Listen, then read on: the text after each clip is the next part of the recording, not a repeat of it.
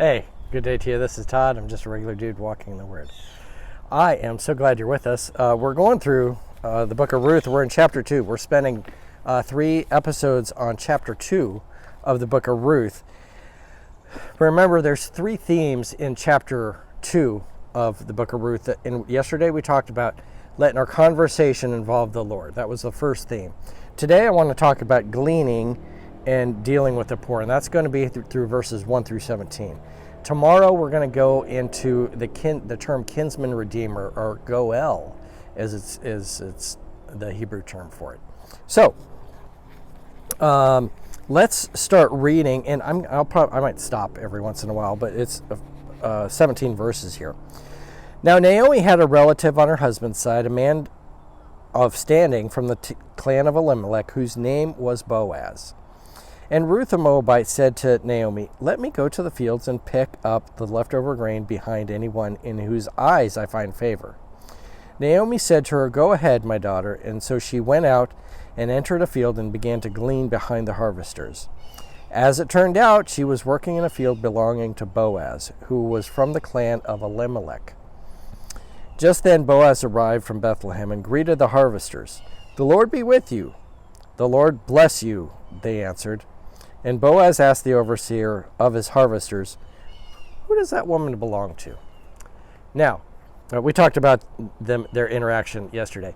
Now, Boaz is coming to the field. He comes out there and he's like, "Hey, that woman I don't recognize." And so he says, who does this woman belong to? I'm reading from the NIV. The King James says it in a funny way because the language is not what we use today. It says, "Whose damsel is this?" Can you imagine you're walking down the road and you see a girl that you've never seen before and you go, "Whose damsel is that?" I'm like, no one says that. So it's just kind of funny the way the old King James says things. So Boaz notices Ruth here and he says, "Where's she from?" That's basically of the way of saying it. Where's this woman from? I haven't seen her here before. Now I want you to notice too that Ruth went out and she went into a field and she was trying to go into a field that was favorable. So she went out, and it's just by miracle really that she ended up in Boaz's field, because the whole chain of events that takes place in Ruth is because she ended up in Boaz's field. Okay, so there's many fields around there, but she ended up in Boaz's to glean there. Verse 6. The overseer replied, "She is a Moabite who came from Moab with Naomi." She said, "Please let me glean and gather among the sheaves behind the harvesters." She came into the field and has remained here from morning till now, except for a short rest in the shelter. So Boaz said to Ruth, "My daughter, listen to me. Don't go and glean in another field, and don't go away from here. Stay here with a woman who work for me. Watch the field where the men are harvesting, and follow along after the women. I have told the men not to lay a hand on you. And whenever you are thirsty, go and get a drink from the water jars the men have filled." What I want you to see here, we're talking about gleaning, is this: that it was lawful. It goes back to Leviticus, where it was lawful for the poor to glean. Okay, and the term gleaning is basically cleaning up after, as you're harvesting, they're harvesting wheat. Now, some translations say corn. Well, that's not right, because corn wasn't used at that time. They weren't eating off ears of corn, which, some translations say. It was wheat. So you would take the wheat, you'd thresh it, and so forth.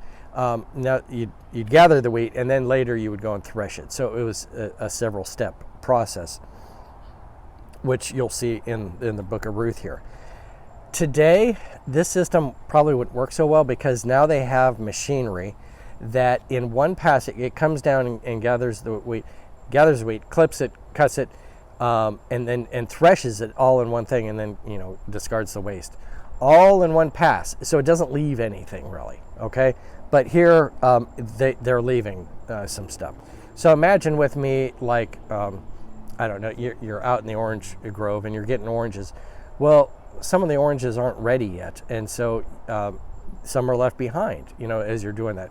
And so a harvest could take, you could come through 1 week and then another week come, say 3 weeks later, come through again and harvest. But then it finally comes a point where you're like, okay, there's still some left there, but we're just going to let that go and then let other people come in, and get that to pour. Oftentimes today what they do is the commercial harvesters around here in Florida, they'll come through strawberries and tomatoes especially. They'll come through and they'll harvest everything, and there'll be still a few left. And what they'll do then is they'll open that up to you-pick farms. And so then you can come in and pick your own stuff at a reduced price. So anyway, this is the way they dealt with the poor back then. And you were all supposed to, if you're driving a tractor, which they didn't have back then, but a tractor leaves the corners. And so back then you were supposed to leave along the fence and the corners and stuff purposely for the poor. That's what you were supposed to do. Now, I want you to look at the way Boaz was. Boaz cared for the poor, and he purposely watched and cared for Ruth. He pointed out, you stay here because I'm going to take care of you. You stay, and I've warned my guys not to harass you, and you stay behind the women I've hired, and that you just stay here because I'm going to take care of you, and I care. Basically, the message is, I care for you, and I care for the poor. So stay here. Other fields might not have been like that. They would have been like, come on, get out of here, and leaving rotten fruit behind or whatever. But Boaz goes so far as to say, you go ahead and when you need a drink, you go ahead and get it from my water cooler over there, okay? And so Boaz is a guy, a godly example of a landowner there who's caring for the poor. Let's keep reading. Verse 10, at this she bowed down with her face to the ground. She asked him, why have I found such favor in your eyes that you notice me, a foreigner?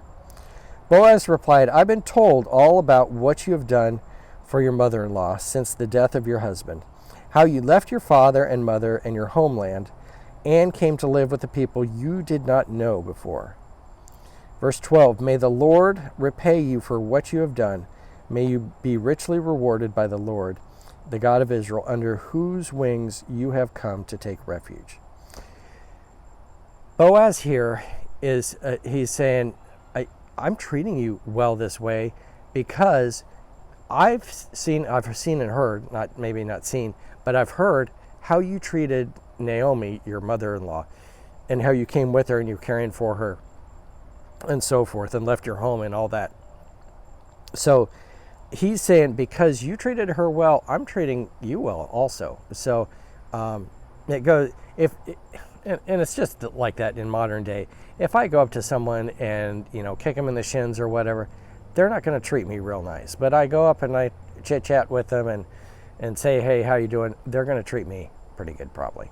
So anyway, verse 13, may I continue to find favor in your eyes, my Lord, she said.